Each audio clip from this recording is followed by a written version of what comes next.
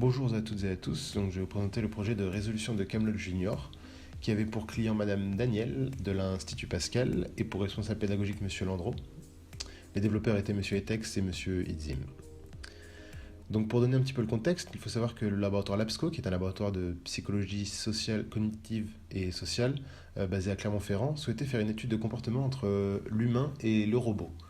Donc dans deux cas différents, dans un cas de compétition et également dans un cas de collaboration. Nous allons voir ultérieurement de quoi il s'agit.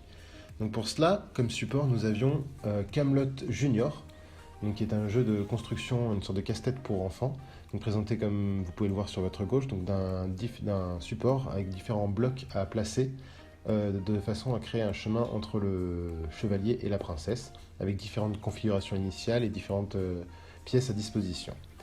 Le robot considéré, lui, pour résoudre cette partie, pour pouvoir mettre en compétition face à un humain, était le brachio, donc qui est un bras mécanique à 6 degrés de liberté, un bras articulé à 6 degrés de liberté.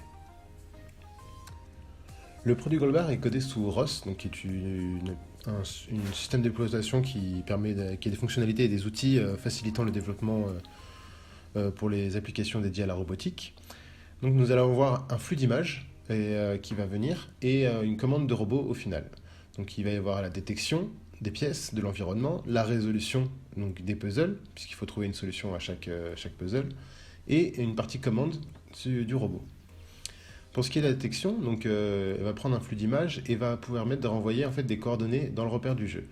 Donc on va d'abord acquérir l'image, on va extraire les données, pour ensuite transformer le repère, puisque les données vont être dans le repère de la caméra par défaut, et nous les voulons dans le repère du jeu, c'est-à-dire repère monde.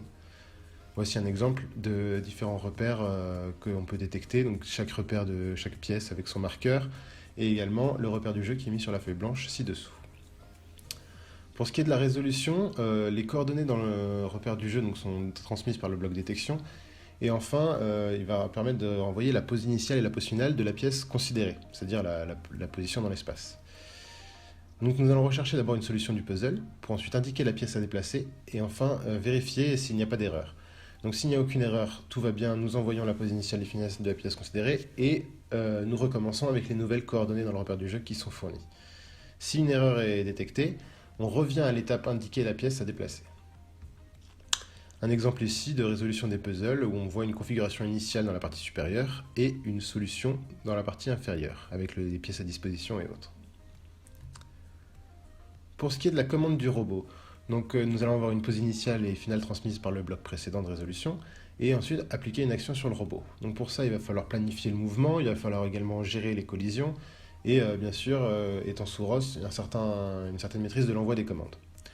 Au jour d'aujourd'hui, la planification des mouvements n'est pas optimale, elle est fonctionnelle sur certains points, mais non fonctionnelle sur d'autres. La gestion des collisions n'a pas encore été abordée et l'envoi des commandes est en place et maîtrisé. Je vous remercie de votre attention et vous souhaite une agréable journée.